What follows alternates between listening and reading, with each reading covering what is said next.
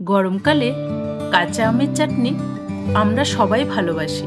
তাই আজ বানিয়ে দেখাবো কাঁচা আমের টক মিষ্টি চাটনি, একদম অনুষ্ঠান বাড়ির মতো।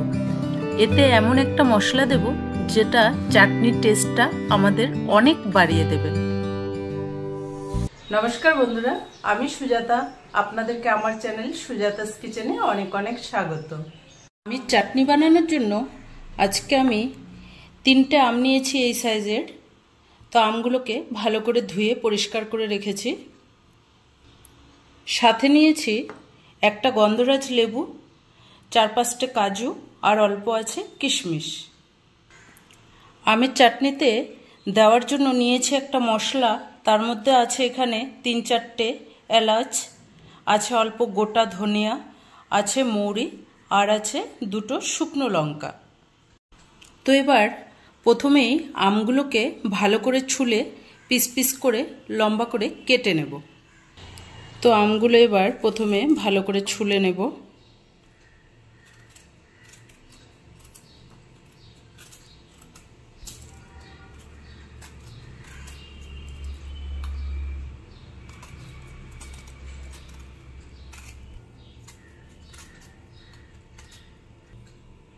তো 3টে আম ভালো করে এভাবে ছুলে নিব আগে। তো এবার আমগুলো ভালো করে ছুলে নিয়েছি, ছুলে এবার জলে ভিজিয়ে রেখেছি। এবার আমগুলোকে কেটে নেব।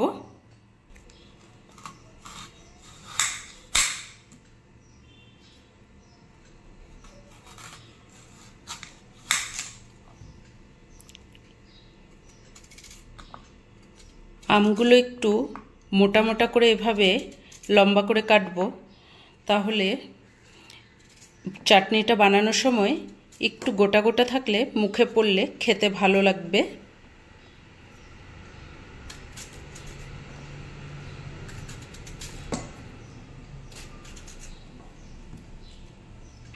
তো আমগুলো সব সুন্দর করে এভাবে কেটে রেখেছি। এবার আমি চাটনিটা বানানো শুরু করে দেব। তো প্রথমে একটা কড়াই বসিয়ে আমি এখানে যে শুকনো মশলাগুলো নিয়েছি এগুলো এবার আমি ভালো করে একটু ড্রাই রোস্ট করে নেব। 2টো শুকনো লঙ্কা নিয়েছিলাম, তো একটা লঙ্কা আমি চিড়ে দিচ্ছি আগে। এবার এটা ভালো করে ভেজে নিতে হবে, কিন্তু মশলাটা যেন না পড়ে সেভাবেই দেখে ভাজতে হবে। 1 মিনিটের মতো একটু ভেজে নিলেই হয়ে যাবে। যখন মশলাটার থেকে দেখবো একটা সুন্দর গন্ধ বেরিয়ে এসছে, তখনই বুঝে নিতে হবে যে মশলাটা আমাদের ভাজা হয়ে গেছে। তো মশলাটা দেখুন কি সুন্দর, এটা পুড়েনি না একটুকু কালো হয়েছে। আমি একদম অনবরত এভাবে নেড়ে গেছি। তো এই মশলাটাই চাটনির টেস্টটা অনেকটা বাড়িয়ে দিবে। তো মশলাটা এবার সুন্দর করে ভাজা হয়ে গেছে। এবার আমি এটা নামিয়ে রাখবো।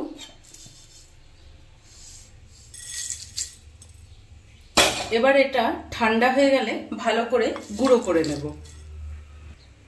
কড়াইয়ে দিয়ে দেব একদম 1 চামচের মতো সরষের তেল। তেলটা ভালো করে গরম হয়ে গেছে। এবার এখানে এতে দিয়ে দেব একটা শুকনো লঙ্কা, দিয়ে দেব অল্প করে মৌরি, সাথে দিয়ে দেব অল্প করে সরষে।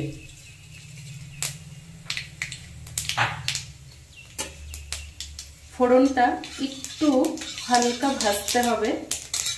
এভাবে যখনই ফোড়নটা একটু ছিটকাবে, তো আমাদের ফোড়নটা ভাজাও হয়ে গেছে।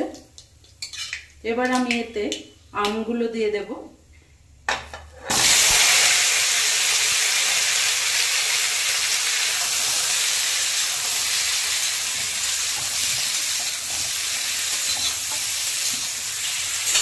আমটাকে একটু 1-2 বার নেড়ে চেড়ে এখানে দিয়ে দেব অল্প করে নুন।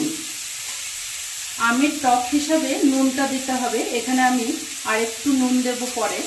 এখন অল্প নুন দিয়ে এবার একটু ঢেকে রাখবো।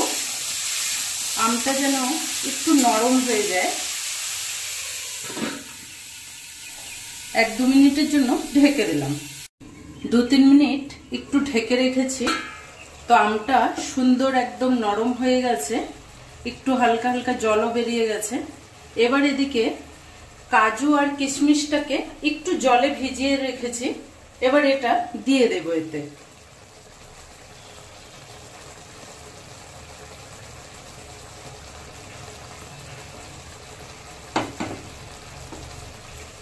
একটু ভালো করে নেড়ে দেব।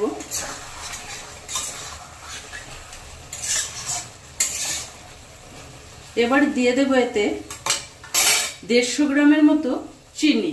এখানে 3টা আম নিয়েছি, টক হিসাবে আমাদেরকে চিনিটা দিতে হবে। যদি আমটা বেশি টক হয় তাহলে চিনির মাপটা একটু বেশি দিতে হবে, আর যদি একটু হালকা টক মিষ্টি খেতে চান তাহলে চিনিটা একটু কম দিতে হবে। চিনিটা টেস্ট হিসাবে একবার দেখে নেবে। তো আমি একটু হালকা টক মিষ্টি রাখবো। তো এবার আরো 2 মিনিট একটু ঢেকে দেব, চিনিটার থেকে গলে ভালো করে জলটাও বেরিয়ে আসবে। এই চাটনিতে কোনো জল ব্যবহার করব না।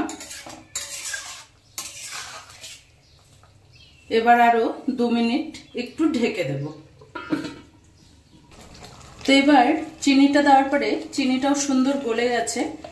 তো আমি চাটনিটা হালকা টক মিষ্টি রাখবো। প্রথমে লবণটা অল্প দিয়েছি, কারণ এখানে অল্প বিট নুন দেব।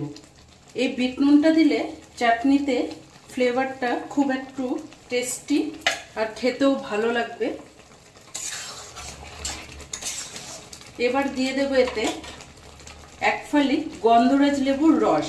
এটাতে বেশি রস হবে না, কিন্তু এটার যে সেন্ট, এটা এই চাটনিতে দারুণ লাগে।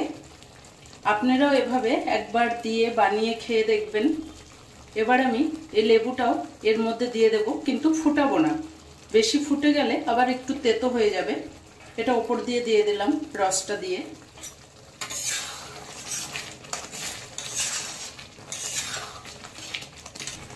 তো এবার আমি এখানে দিয়ে দেব এই গুঁড়ো করে রাখা মশলাটা, যেটা আগে ভেজে গুঁড়ো করলাম।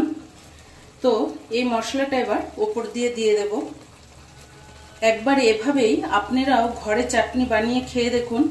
আমি বলছি অনুষ্ঠান বাড়ি থেকেও আপনাদের ঘরেই চাটনি দারুণ টেস্ট হবে।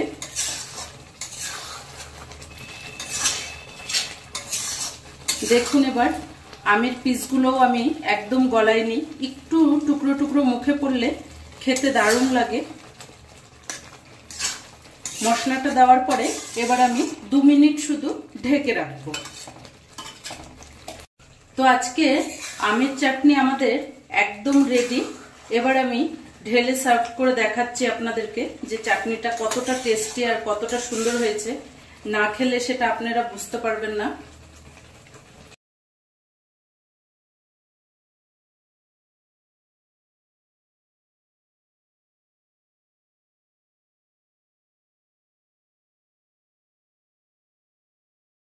আজকের এই আমের চাটনির রেসিপিটি আপনাদের কেমন লাগলো কমেন্ট করে জানাবেন। ভালো লাগলে চ্যানেলটাকে লাইক, শেয়ার, সাবস্ক্রাইব করে দেবেন। ধন্যবাদ।